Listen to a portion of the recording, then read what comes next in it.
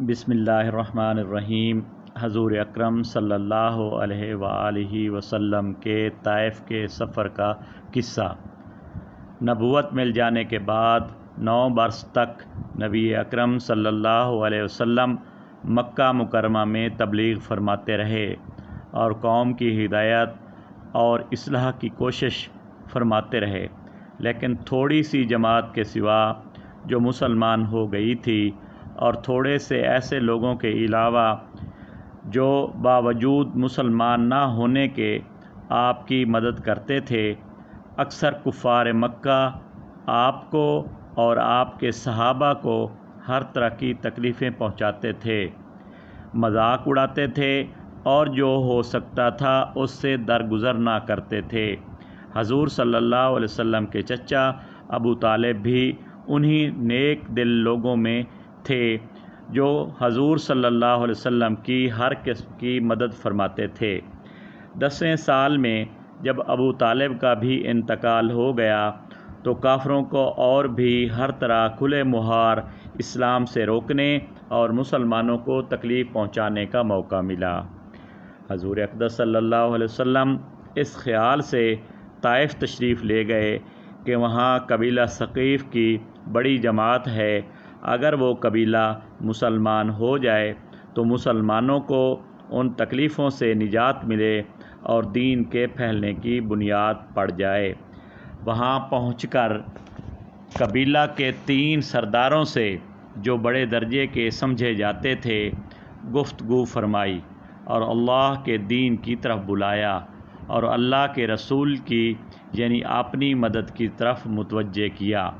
मगर उन लोगों ने बजाय इसके कि दीन की बात को कबूल करते या कम से कम अरब की मशहूर मेहमान नवाजी के लिहाज से एक नौवारिद मेहमान की खातिर मुदारात करते, साफ जवाब दे दिया और निहायत बेरुखी और बद अखलाक़ी से पेश आए।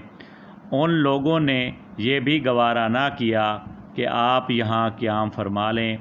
जिन लोगों को सरदार समझकर बात की थी कि वो शरीफ होंगे और मुहज़्ज़ब गुफ्तगू करेंगे, उनमें से एक शख्स बोला, ओहो, आपको अल्लाह ने नबी बनाकर भेजा है। दूसरा बोला कि अल्लाह को तुम्हारे सिवा कोई और मिलता ही नहीं था जिसको रसूल बनाकर भेजते। तीसरे ने कहा कि मैं तो इससे बात करना नहीं चाहता, इसलिए कि अगर तू वाकई नबी हैं जैसा कि तेरा दावा है तो तेरी बात से इनकार कर देना मुसीबत से खाली नहीं, और अगर झूठ है तो मैं ऐसे शख्स से बात करना नहीं चाहता। उनके बाद उन लोगों से नाउमीद होकर हजूर अकरम सल्लल्लाहु अलैहि वसल्लम ने और लोगों से बात करने का इरादा फरमाया कि आप तो हिम्मत और इस्तक़लाल के पहाड़ थे, मगर किसी ने भी कबूल ना किया, बल्कि कबूल करने के बजाय हजूर सल्लल्लाहु अलैहि वसल्लम से कहा कि हमारे शहर से फ़ौरन चले जाओ और जहाँ तुम्हारी चाहत की जगह हो वहाँ चले जाओ। हजूर अकरम सल्लल्लाहु अलैहि वसल्लम जब उनसे बिल्कुल मायूस होकर वापस होने लगे तो उन लोगों ने शहर के लड़कों को पीछे लगा दिया कि आपका मजाक उड़ाएं, तालियां पीटें, पत्थर मारें, हत्ता कि आपके दोनों जूते खून के जारी होने से रंगीन हो गए। हजूर अक़दस सल्लल्लाहु अलैहि वआलिहि वसल्लम इसी हालत में वापस हुए। जब रास्ता में एक जगह उन शरीरों से इत्मीनान हुआ तो हजूर सल्लल्लाहु अलैहि वसल्लम ने ये दुआ मांगी, ऐ अल्लाह, तुझी से शिकायत करता हूँ, मैं अपनी कमज़ोरी और बेकसी की और लोगों में ज़िल्लत और रुसवाई की। ऐ अर्हमर राहिमीन, तू ही ज़ोफ़ा का रब है और तू ही मेरा परवरदिगार है। तू मुझे किसके हवाले करता है? किसी अजनबी बेगाना के जो मुझे देखकर तुरश रूह होता है और मुँह चढ़ाता है, या कि किसी दुश्मन के जिसको तूने मुझ पर काबू दे दिया।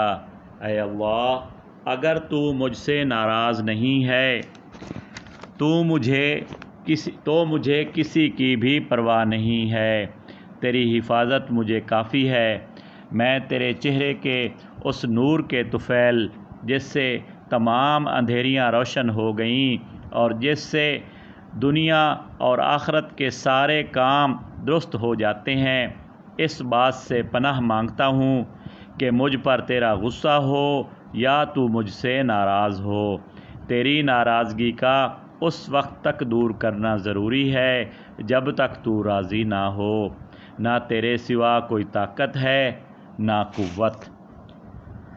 مالک الملک کی شان قہاری کو اس پر جوش آنا ہی تھا کہ حضرت جبرائیل علیہ السلام نے آ کر سلام کیا اور عرض کیا کہ اللہ تعالیٰ نے آپ کی قوم کی وہ گفتگو جو آپ سے ہوئی سنی اور ان کے جوابات سنے۔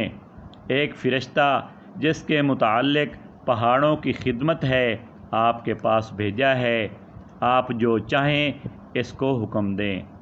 اس کے بعد اس فرشتہ نے سلام کیا اور عرض کیا کہ جو ارشاد ہو میں اس کی تعمیل کروں گا۔ اگر ارشاد ہو تو دونوں جانب کے پہاڑوں کو ملا دوں جس سے یہ سب درمیان میں کچل جائیں، یا اور جو سزا آپ تجویز فرمائیں۔ حضور پاک صلی اللہ علیہ وسلم کی رحیم و کریم ذات نے جواب دیا کہ میں اللہ سے اس کی امید رکھتا ہوں کہ اگر یہ مسلمان نہیں ہوئے تو ان کی اولاد میں سے ایسے لوگ پیدا ہوں گے جو اللہ کی پرستش کریں اور اس کی عبادت کریں۔ یہ ہیں اخلاص اس کریم ذات کے جس کے ہم لوگ نام لیوا ہیں کہ ہم ذرا سی تکلیف سے کسی کی معمولی سی گالی دے دینے سے ایسے بھڑک جاتے ہیں کہ پھر عمر بھر اس کا بدلہ نہیں اترتا، ظلم پر ظلم اس پر کرتے رہتے ہیں اور دعویٰ کرتے ہیں اپنے محمدی ہونے کا، نبی صلی اللہ علیہ وسلم کے پیروکار بننے کا۔ نبی صلی اللہ علیہ وسلم اتنی سخت تکلیف اور مشقت اٹھانے کے باوجود نہ بد دعا فرماتے ہیں نہ کوئی بدلہ لیتے ہیں۔